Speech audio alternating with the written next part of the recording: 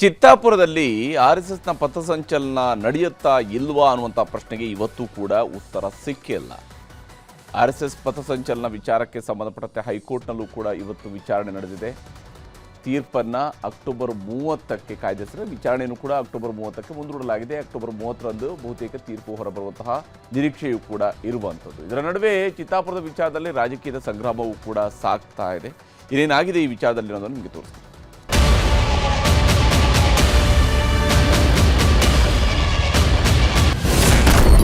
ಚಿತ್ತಾಪುರದಲ್ಲಿ October 28ಕ್ಕೆ ಶಾಂತಿ ಸಭೆ. Court ಅಂಗಳದಲ್ಲೇ ಉಳಿದ RSS ಕುತೂಹಲ. ನವೆಂಬರ್ 2ರಂದು ಚಿತ್ತಾಪುರದಲ್ಲಿ ನಡೆಸಲು ಉದ್ದೇಶಿಸಲಾಗಿದ್ದ ಆರ್ಎಸ್ಎಸ್ ಪಥಸಂಚಲನ ಈಗ ಮತ್ತಷ್ಟು ಕುತೂಹಲ ಸೃಷ್ಟಿಸಿದೆ. ಅನುಮತಿ ನಿರಾಕರಿಸಿದ ತಹಶೀಲ್ದಾರ್ ಕ್ರಮ ಪ್ರಶ್ನಿಸಿ ಆರ್ಎಸ್ಎಸ್ ಸಲ್ಲಿಸಿದ್ದ ಅರ್ಜಿಯ ವಿಚಾರಣೆ ಕಲಬುರಗಿ ಹೈಕೋರ್ಟ್ ನ್ಯಾಯಮೂರ್ತಿ ಎಂಜಿಎಸ್ ಕಮಲ್ ನೇತೃತ್ವದ ಪೀಠ ಅಕ್ಟೋಬರ್ 28ರಂದು ಎಲ್ಲಾ ಸಂಘಟನೆಗಳ ಶಾಂತಿ ಸಭೆ ನಡೆಸಲು ಜಿಲ್ಲಾಡಳಿತ ಮತ್ತು ಸರ್ಕಾರದ ಪರ ವಕೀಲರಿಗೆ ಸೂಚಿಸಿದೆ. ಈ ವರದಿ ಸಮೇತ ಅಕ್ಟೋಬರ್ 30ರಂದು ಹಾಜರಾಗಲು ಸೂಚಿಸಿದೆ. ಕೋರ್ಟ್ನಲ್ಲಿ ವಾದ ಪ್ರತಿವಾದ ಹೇಗಿತ್ತು ಅನ್ನೋದನ್ನ ನೋಡೋದಾದ್ರೆ, ನವೆಂಬರ್ 2ರಂದೇ ಪಥಸಂಚಲನಕ್ಕೆ ಬಹಳಷ್ಟು ಸಂಘಟನೆಗಳು ಅರ್ಜಿ ಸಲ್ಲಿಸಿವೆ. ನಾವು ಯಾವುದೇ ಕಾರಣಕ್ಕೂ ಯಾವ ಅರ್ಜಿಗಳನ್ನು ತಿರಸ್ಕರಿಸಿಲ್ಲ. ಎಲ್ಲಾ ಸಂಘಟನೆಗಳನ್ನ ಕರೆದು ಜಿಲ್ಲಾಡಳಿತ ಶಾಂತಿ ಸಭೆ ನಡೆಸಿದೆ. ಬಂದೋಬಸ್ತ್ಗಾಗಿ 2 ವಾರಗಳ ಸಮಯಾವಕಾಶ ಬೇಕಾಗಿದೆ ಅಂತ ಎಜಿ ಶಶಿಕಿರಣ್ ಶೆಟ್ಟಿ ವಾದ ಮಂಡಿಸಿದ್ರು. ಮಧ್ಯಪ್ರವೇಶಿಸಿದ ಆರ್ಎಸ್ಎಸ್ ಪರ ವಕೀಲ ಅರುಣ್ ಶ್ಯಾಮ್, ಬಹುತೇಕ ಸಂಘಟನೆಗಳು ನಾವು ಕೇಳಿದ ದಿನವೇ ಕಾರ್ಯಕ್ರಮ ನಡೆಸಲು ಅನುಮತಿ ಕೇಳಿವೆ. ಕೋರ್ಟ್ ಕೇಳಿದ್ದಕ್ಕೆ ನಾವು ನವೆಂಬರ್ 2ರಂದು ಮಾಡೋದಾಗಿ ದಿನಾಂಕ ಕೊಟ್ಟಿದ್ವಿ. ಹೀಗಾಗಿ ನಮಗೆ ನವೆಂಬರ್ 2ರಂದೇ ಪಥಸಂಚಲನಕ್ಕೆ ಅವಕಾಶ ಕೊಡಿ. ರಾಜ್ಯದ 450 ಕಡೆಗಳಲ್ಲಿ ಪಥಸಂಚಲನ ಮಾಡಿದ್ವಿ. ಎಲ್ಲಿಯೂ ಭದ್ರತೆ ಸಮಸ್ಯೆ ಆಗಿಲ್ಲ. ಆದ್ರೆ ಚಿತ್ತಾಪುರದಲ್ಲಿ ಭದ್ರತೆ ಸಮಸ್ಯೆ ಅಂತ ಕಾರಣ ಹೇಳ್ತಿದ್ದಾರೆ. ಅಗತ್ಯ ಬಿದ್ದರೆ ಕೇಂದ್ರ ಭದ್ರತಾ ಪಡೆಗಳನ್ನ ನಿಯೋಜಿಸಿ ಅಂತ ಅರುಣ್ ಶ್ಯಾಮ್ ಮನವಿ ಮಾಡಿದ್ರು. ವಾದ ಪ್ರತಿವಾದ ಆಲಿಸಿದ ನ್ಯಾಯಮೂರ್ತಿ ಎಂಜಿಎಸ್ ಕಮಲ್, ಆದಷ್ಟು ಬೇಗ ಇದಕ್ಕೆ ಪರಿಹಾರ ಕಂಡುಕೊಳ್ಳಬೇಕು. ಇದನ್ನು ಹೆಚ್ಚು ಎಳೆಯದೇ ಇರೋದೇ ಒಳ್ಳೆಯದು. ಅಕ್ಟೋಬರ್ 28ರಂದು ಸಂಯೋಜಕರೊಂದಿಗೆ ಶಾಂತಿ ಸಭೆ ನಡೆಸಿ. ಶಾಂತಿ ಸಭೆ ಎಲ್ಲಿ ಅನ್ನೋದನ್ನ ಅರ್ಜಿದಾರರಿಗೆ ನಾಳೆಯೇ ತಿಳಿಸಿ. ಅಕ್ಟೋಬರ್ 30ರಂದು ಕೋರ್ಟ್ಗೆ ಸಭೆಯ ವರದಿ ಕೊಡಿ, ಅಂದೇ ಪರಿಶೀಲಿಸಿ ತೀರ್ಪು ಕೊಡೋಣ ಅಂತ ಪೀಠ ಹೇಳ್ತು. ಕೈಕಮಲದ ಮಧ್ಯೆ ಪಥಸಂಚಲನ ಫೈಟ್.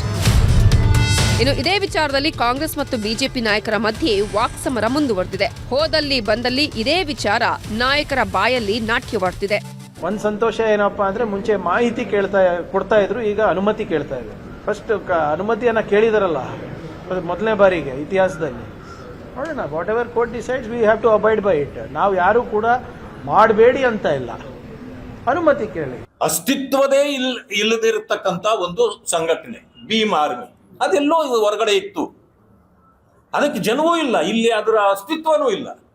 ಬೇಕಂತ ಉದ್ಭವ ಮಾಡಿ ಇವರದೇ ಚೇಲಾಗಳನ್ನೆಲ್ಲ ಅಲ್ಲಿಟ್ಟು ಇವತ್ತು ಒಂದು ಹೋರಾಟಕ್ಕೆ ಹೊರಟಿದ್ದಾರೆ. ಯಾರು ಜಾಸ್ತಿ ಬಿಜೆಪಿಗೆ, ಮೋದಿಯವರಿಗೆ, RSSಗೆ ಬೈತಾರ, ಅವರಿಗೆ ಕೊಡ್ತಾರ ಅನ್ನುವಂಥ ಒಂದು ಮಾನಸಿಕತೆ ಕಾಂಗ್ರೆಸ್ ಪಾರ್ಟಿ ಒಳಗದ.